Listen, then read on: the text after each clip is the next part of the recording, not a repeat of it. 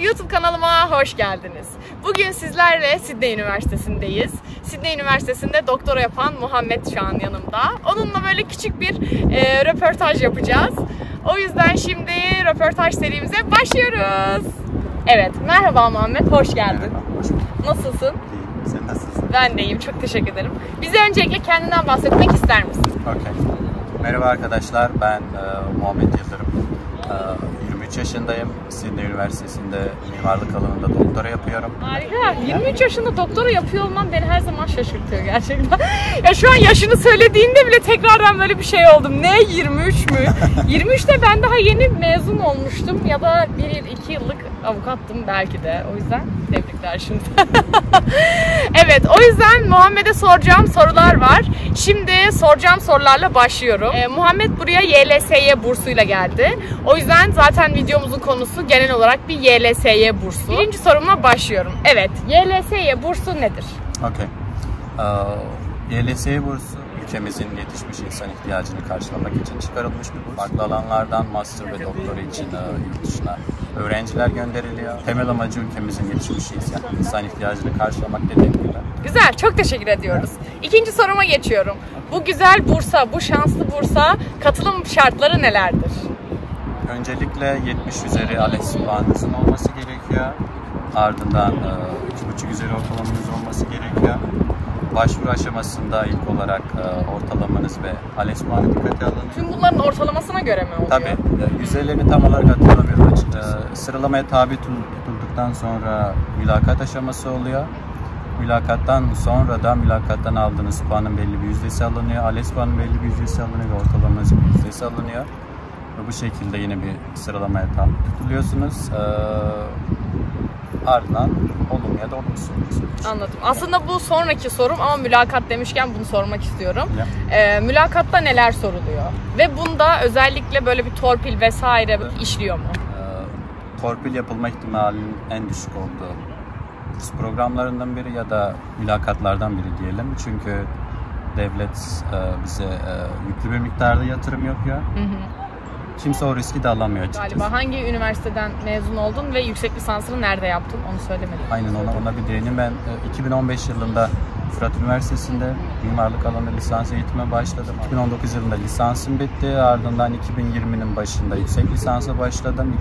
2022'nin başında yüksek lisans bitti yine aynı üniversitede. 2022'nin Mart ayında buraya geldim ben. Mülakata tekrar dönersek ise dediğim gibi teknik sorular oluyor. Bunun dışında hangi ülkeye gitmek istiyorsun? Üniversite özelliğinde de sorular oluyor mesela. Hangi alanda yapmak istiyorsun? Genel hatlarıyla böyle diyebilirim. Anladım. Yani. Tamamdır. Teşekkür ediyorum. Evet. Diğer soruma geçiyorum. Bu bursa başvuru ücretli mi? Hayır. Ücretsiz. Harika. Yani şaşırtıcı. Cebinden hiçbir şey çıkmıyor mu? No. Pardon. Şu an hatırladım ben. Ne? Yani 2019 yılında 50 TL'ydi galiba. 50 TL. Aynen. Yine çok cüzi bir şey. Muhtemelen şu an artmıştır enflasyondan. Tamam, aynen. Maksimum 150-200 olmuştu. Öyle bir şey olmuş. Tamam, ücretliymiş. Bak gördün mü? Hatırladım. Yok, bu bursun kontenjanı ne kadar? Okey. Bu da tamamen her sene değişen bir şey. 2019 yılında mimarlık özelliğinde 50 kontenjan vardı. Ardından 2020 yılında bu bayağı düştü. 20 küsürlere düştü. 2021 yılında yanlış hatırlamıyorsam bir kontenjan vardı sadece. Bir mi? Sadece bir kontenjan vardı. Evet, bir diğer sorumuz. Burs neleri karşılıyor? Bu bursu kazandın, bu burs sana neler sağlıyor? Dünyanın en iyi burs programlarından biri diyebilirim. Yani hükümet bazı burs programlarının en iyisi diyebilirim. Öncelikle bir yurt içi dil kursu oluyor. Yurt içi dil kursu sürecinde devlet tamamen onu karşılıyor. Burs ücretini karşılıyor. Bunun dışında aylık yine cüzi bir miktar sana veriyor. Yanlış hatırlamıyorsam. Gerçi benim zamanımda 1600 TL'ydi de. Asgari ücret ne kadardı o zaman? Asgari ücretin altındaydı, yetmiyordu da. Anladım. Kötü değil yine de, birçoktan iyidir. Aynen. Ardından IELTS sınavına girmen gerekiyorsa 3 sınava kadar yine IELTS ücretini karşılıyorsun. 3 sınava kadar, bu da güzel. Aynen. Bunun dışında bazı okul başvurularında yine okul eğer ücret istiyorsa senden, mesela ben İtalya'da Milano'ya başvurmuştum. $60 mıydı öyle bir şey, 60 euro muydu öyle bir şey istiyordu ama onu da sen ödüyorsun, sonra devlet sana geri ödüyor tekrardan. Ardından ne karşılıyor? Yani buradaki konaklama, yaşam, işte kira. Burada neyi karşılıyor? Öncelikle sağlık sigortanı karşılıyor tamamen. Aylık sana belli bir miktar burs veriyor. Avustralya özelinde $2.400 veriyor. Avustralya doları veriyor. Okul ücretini karşılıyor ki okulun ücreti yıllık $40.000. Bunun dışında gidiş geliş. Oha. Aynen. Avustralya ilk gelişinden aldığın uçak biletini karşılıyor. Bir de dönüşteki uçak biletini karşılıyor. Aynen. Avustralya özelinde $2.400 yeterli mi? Ha, onu soracaktım. Aynen. Burs yeterli mi soruma? Aynen. $2.400 bu haftalık mı, aylık mı? Aylık. Aylık $2.400. Ne bileyim, olur mu olur. Şimdi senin videonda kıyasla sen $1.700 harcıyordun. Sana yeter. Bana yetmez. Bana $2.400 yetmiyor. Sebebi ben okulun konaklamasında kalıyorum. Haftalık $370 ödüyorum. Aylık $1.500 kiraya gidiyor zaten. Bunun dışında $1.000 kalıyor gibi düşün geriye. $900 kalıyor geriye. Yani $900 bana yetmiyor açıkçası. Mutfak masraflarıma, bunun dışında kıyafete, ona buna, gezmeye, içmeye, yemeğe. Burs yeterli değil dedik. Eğer bu burs yetmiyorsa başka bir yerde çalışsan bursun kesiliyor mu? Çalışabiliyor musun? Yok, kesilmiyor. Bu konuda da bakanlık sana tamamen o özgürlüğü tanıyor. İstiyorsan kesebilirsin. Eğer kendine güveniyorsan, ben burada kazandım, para bana yetiyor diyorsan bakanlığın bursunu talep edip ben almak istemiyorum diyebilirsin. Peki mesela ama başka bir yerde çalışırsan, atıyorum sen başka bir yerde çalışmaya başladın, bursun otomatik kesiliyor mu? Otomatik kesilmiyor, hayır. Tamamen sana kalmış. Anladım. Okulda $2.400 devlet veriyor. Sen yine devletin de çalışsan $5.000 yapıyorum diyelim. Fark etmiyor. Devlet umursamıyor. İster al ister alma. Sonunda geri ödeyeceksin ya da geleceksin diyor. İlgilenmiyor bununla. Anladım. Benim eğer böyle devletin bursuna yakın bir gelirim olsaydı ben keserdim açıkçası. Ama maalesef... Çünkü sonuçta geri ödeyeceksin değil mi? Kredi gibi bir şey bu. Kredi gibi bir şey. Aynen. Türkiye'ye dönersen ödemiyorsun ama dönmezsen ödüyorsun. Olursa eğer, ki yapıyorum zaten, alanımla ilgili bir iş bulursam yapıyorum. Okulda, üniversitede özellikle. Ki yaklaşık 2 ay önce tutoring yapmaya başladım. Türkçesi ne oluyor? Araştırma görevlisi. Bir araştırma görevlisi de diyebiliriz, aynen. Ders haftada 2 saat sadece, perşembe günleri. Saatlik ücreti de $160. Çok iyi ya. Tutoring yaparsanız bayağı iyi alıyorsunuz. Saatlik ücret $160, harika. $160. Aylıkta şöyle söyleyeyim, aylık 8 saat çalışarak $1.260 kazanabiliyorsun. Çok iyi. Bir diğer sorumuz. Başka yerlerden burs alabiliyor musun? Mesela Sydney Üniversitesi sana burs verebiliyor mu? Benim bildiğim, eğer böyle benim gibi burslu bir öğrenciysem tamamen burslu olarak sayılıyoruz. Biz daha sana ne yapalım diyor. Daha da vermez. Daha da ne yapalım, gel kanımızı. Daha olmaz. Zaten diyor sen bunu alıyorsun, bir de okuldan ekstra tutoring yapıyorsun. Üzerine bir de bizden burs alırsan haklılar. Hak verdin. Maalesef öyle. Evet. Şimdi sen şu an Sydney Üniversitesi'nde doktora yapıyorsun. İsteseydin kendi üniversitenden mezun olduktan sonra yüksek lisans artı doktora yapabilir miydin burada? Bu program buna izin veriyor mu? Yoksa sadece ya yüksek lisans ya da master mı yapabiliyorsun? Ya yüksek lisans ya da doktora mı yapabiliyorsun? Son zamanlarda değişti. 2019'da olabilir. Bu yıllara kadar devlet neredeyse üniversite özelinde açılan her program için önce master'a sonra doktoraya gönderiyordu. Ama maalesef yine ekonomik sıkıntılardan olsa gerek çoğu program özelinde master kaldırıldı. Sadece doktoraya gönderiyor ya da sadece yüksek lisansa gönderiyor. Anladım. Sadece bir tanesini. Bazı programlar oluyor master artı yüksek lisans olan ama çok nadir. Nereden yaptığınızda fark etmiyor. Sıfır artı yapmışsınız adamlar. Bu da değişik bir bilgi aslında. Hangi üniversitede yaptığının önemi olmaması. Ona neden bakmıyorlar? Yani arkadaşlar biliyordur zaten, ülkemizin 500'de yer alan sadece bir üniversitesi olduğu için. Hangisi, Boğaziçi mi? Koç Üniversitesi diye hatırlıyorum ben. O yüzden yani eğer kendi imkanlarınızla bir yerlere gitmeye çalışıyorsanız tabii İstanbul Teknik Üniversitesi'nde mezun olmak ile Fırat'ta mezun olmak arasında bayağı bir fark var. Ama eğer bursluysan sen Haytü'den yapmışsın, hafif Fırat'ta pek adamlar bakmıyor çünkü... Hepsi aynı mı? Koç ya da Boğaziçi, o ilk 500'deki hangisiyse. Onun haricindeki üniversitelerin bakış açısı Avustralya'ya göre aynı mı? Aynı, çünkü Avustralya senin nerede mezun olduğuna bakmıyor, senin parana bakıyor. Yani bu maalesef Avustralya'da var, İngiltere'de var, Amerika'da var, Kanada'da var. Para her kapıyı açıyor arkadaş. Yani Hakkari Üniversitesi'nden bile mezun olsan ama bu bursun olsun, ortalaman da çok düşük olmasın, gel yavrum diyorum ya. Evet. Çünkü hükümetten alacak değil mi? Devletten alacak tabii, zaten. ben seni geliştiririm diyorum. Bir diğer sorumuz, hem de az önce bundan bahsetmişken, Ya. sen bu bursu aldın, Ya. burada okuyorsun falan filan. Velhasıl diyelim ki bir şey oldu ve dönmedin. Evet. Ülkeye dönmedin ve burada kalmaya karar verdin. Ya. Neler yaşanıyor o süreçte? O zaman hikayenin başına dönelim. Şimdi bu bursu kazandığınız andan itibaren devlete 2 tane kefil sunmanız gerekiyor. Benim 2 kefilim var. Birisi abim, birisi de ablamın eşi. Anne baba kefil olabiliyor değil mi? Anne baba kefil olamıyor maalesef. Ha, olamıyor. Aynen. Bir de Ama kardeş olabiliyor o zaman. kardeş olabiliyor ama kefillerin de eşinin de izin olması gerekiyor. Aynen. Benim dayım bana oldu, ardından dayımın eşi problem sıkıntı çıkardı maalesef. Bunun doğru olduğunu düşünüyorum kesinlikle. Eğer evlilerse her ikisinin onayı olması gerekiyor kefil için. Zorunlu hizmet süresi oluyor. O da yurt dışında kaldığınız sürenin 2 katı. Yurt dışında eğitim aldığınız sürenin de tamamen aynısı. Yani ben 1 sene dil kursu aldım. Yurt içinde yaklaşık 3,5 ya da 4 senede burada kalacağım. Onun 2 ile çarparsak 8 sene. 9 sene benim 19 Mayıs Üniversitesi'nde çalışmam gerekiyor. Farklı bir üniversiteye geçebilirim. Onun da cezası var mı? O da ne olur? Samsun Üniversitesi'nin işte yetkili birimleriyle geçeceğim üniversite birimleri anlaşıp devlet de bunu onaylar olabilir. Senin 9 senen şu an orada yani. Benim 9 senem Samsun'da olması gerekiyor şu an kağıt üzerinde.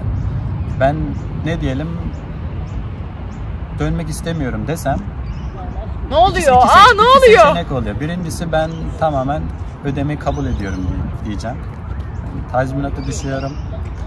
Borcumu ödemek istiyorum. Devlet sana bir ödeme planı hazırlıyor. Bu da ilk sene %10, ikinci sene %20, üçüncü sene %30 ve son sene %40 olmak üzere 4 seneye bölüyor. Ne güzel bir ödeme planı. 5. senede zor değil. 5. senede faiz oluyor. Faiz de genelde %2-%3 arasında değişiyor. Bir şey diyeceğim. Bu bence çok zor değil bunu ödemesi. Öyle mi? Öyle görünüyor ama şöyle söyleyeyim, hesap etmişsinizdir zaten. Yıllık devlet bana 40.000 dolar ödüyor. 4 seneden bu olacak bana 160.000 dolar. Bunu 160 çarpı 12 yapabilir misin? Matematiğini? Yok, onu yapmayalım. Kaç milyon TL olduğunu merak ettim. Bence milyona düştü değil mi? Çok milyon TL oldu. Bir öğrenci için oha. Tabii lan yapacaklar tabii. Şimdi oha dedik tabii ki Bu de. para gerçekten yani 160.000 dolar okul ücreti. Aylık bana bir de 2.300 dolar veriyor. Bunu 2.400 veriyor pardon. Bunu 12 aydan hesaplarsak ne kadar Ben ediyor? asla hesaplayamam. 25.000 dolar diyelim. 4 seneden 100.000 dolar da öyle oluyor. Kapatarsak devlet bana 250.000 dolar harcıyor. Evet. Ya 250.000 dolar şu an çok para açıkçası. Yani burada aylık maksimum akademisyen olarak kazanabileceğim para 10-15.000 dolar arası değişiyor. Bu parayı ödenebilir mi? 4 senede 5 senede ödeyebilir misin? Ödersin. Ama o 5 senede de sonrasında hiçbir şey elinde kalmaz. Böyle tamamen 28 yılda uzak 30'unda olmuş olur ama sıfır para cebinde olmuş olur. O süreçte yaşar mıyım? Yaşarsın. Türkiye'deki muhtemelen hayatıma göre daha iyi koşullarda yaşarım. Neyse. Bu birinci seçenek. İkinci seçenek ise ben dönmüyorum. Kardeşim ben ödemiyorum da diyebilirim. Bu konuda maalesef hemen abimin ve eniştemin üzerine boğazına çökecekler. Devlet çökecek. Çok kötü. Evet. Onlar isterse öderler. Onlar ödemiyorum dese tamamen maaşlarına ipotek konuluyor. Tüm mal varlıklarına. Devamı aile birliğinin temelinden sarsılması resmen. Aynen. Muhtemelen benim onlar buraya bir şey gönderirler. Aynen seri katil. Benim işimi bitirirler burada muhtemelen. Ay komik değil ama çok komik geldi şu an. İnsan düşmanına yapmaz bunu ama öyle bir şey tabii ki de benim için söz konusu değil. Benim için şu an %50 görünüyor. Abim de muhtemelen izliyorsa maalesef. Benimki %50 bakılır. Yani şu andan uzun vadeli planlar yapmak istemiyorum. Tabii. Doktoramın sonlarına doğru eğer burada gelecek görebiliyorsam, bir kariyer planlaması yapabiliyorsam kalmayı düşünüyorum açıkçası. Peki bir şey sadece diyeceğim. bir de şöyle bir şey, sadece benim iyiliğim içinde bir şey değil açıkçası.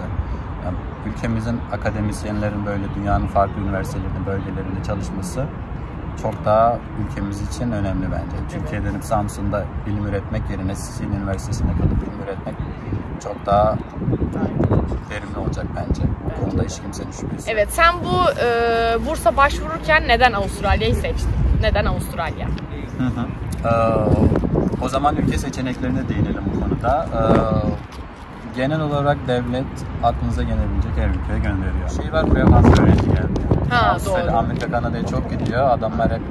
Niye ya? Gerçekten niye Avustralya'ya çok insan gelmiyor?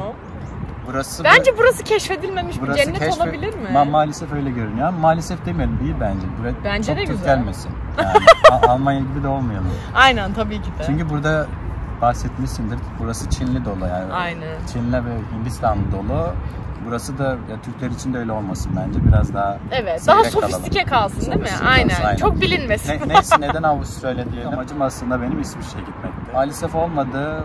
Sydney'den bana kabul gelmişti ama ben onu İsviçre için beklettim. İsviçre olmayınca ikinci seçenek mi kaldı? Sydney buranın geldiğime de açıkçası çok memnun oldum ya. İngiltere'de kabullerim de vardı. Nedense benim içimde hep böyle farklı uzaklara gittim. Ya böyle bir fırsatım varken Avustralya gibi bir ülkede yaşama fırsatım var 3 sene 4 sene boyunca. Sydney Üniversitesi dünyanın en üniversitelerinden biri, ilk 50 üniversitesinden biri. Alanımda ilk 30'da. Hocalarım daha ne olsun yani. Bunun dışında İngiltere'den farklı olarak burası çok daha diverse, çok daha çeşitliliğe sahip kültürel açıdan. İklim İngiltere'ye göre çok daha iyi. Kesinlikle. Bunun dışında doğal güzellik açısından bence yine İngiltere. Say bitmiyor güzellikleri. Avustralya'nın tek dezavantajı lokasyon oluyor. Uzak oluyorsun ama gözden uzak, gönülden ırak. Daha güzel oluyor bence. Zaten arkadaşlar ya böyle bu bursu kazanmak isteyen ya bu bursa başvurmak isteyen ya da kendi imkanlarıyla yurt dışında doktora, yüksek lisans yapmak isteyen ya da tamamen çalışmak için yurt dışına çıkmak isteyen bir varsa Avustralya'yı kesinlikle önerebilirim. Sydney'de özellikle. Aynen. Bu benim son sorumdu. Sydney'de mutlu musun sorum. Zaten bunları cevapladın. Çünkü bence de kesinlikle ben Sydney'in dünyanın kesinlikle en yaşanılabilir şehri olduğunu düşünüyorum her açısından. İklimi olsun, eğitimi olsun, bilmem nesi, plajı, sahili, her şeyi. Bence kesinlikle en yaşanılabilir şehir. Hep Melbourne falan seçiliyor ama bence Melbourne değil. Melbourne havası berbat. O yüzden aynen, ben de gitmedim de hep böyle ben de çok 3 yıl Melbourne'da yaşadım. Gitmedim de hep görüyoruz ya. O yüzden sen de bu şehirde mutlusun tabii ki. Tabii canım. Mutlu olmayan gördün mü burada? Böyle çok bad durumda olan falan. Ben çok görmedim, biliyor musun? Nadir. Yani belki kendi sorunları vardır o yüzden. Tabii. O tabii ona hiçbir şey yapamayız ama. Bunun dışında gayet de yaşanılabilir bir. Aynen. İçimiz bir anda huzur doldu. Öyle yani baksana yani ne bileyim yeşile doyuyorsun burada. Ben onu çok seviyorum mesela. Kesinlikle. Türkiye'de yeşil bulamıyoruz. Burada yeşile doyuyorsun. Tamam, o zaman çok teşekkür ediyorum. Gerçekten teklifimi kabul ettiğin için çok teşekkür ederim. Çok güzel. Evet, ben de çok keyif aldım. Sydney Üniversitesi'ni de böyle dünya gözüyle görmüş olduk. O yüzden çok teşekkür ediyorum. Videomuzun sonuna geldik. Senin Instagram hesabını da aşağı bırakabilirim. Okay. Sorularınız varsa, özellikle bir mimarlık, işte Sydney Üniversitesi, her ne sorunuz varsa Muhammed'e sorabilirsiniz. Kendisi çok yardımsever. O yüzden eminim çok iyi cevaplayacaktır.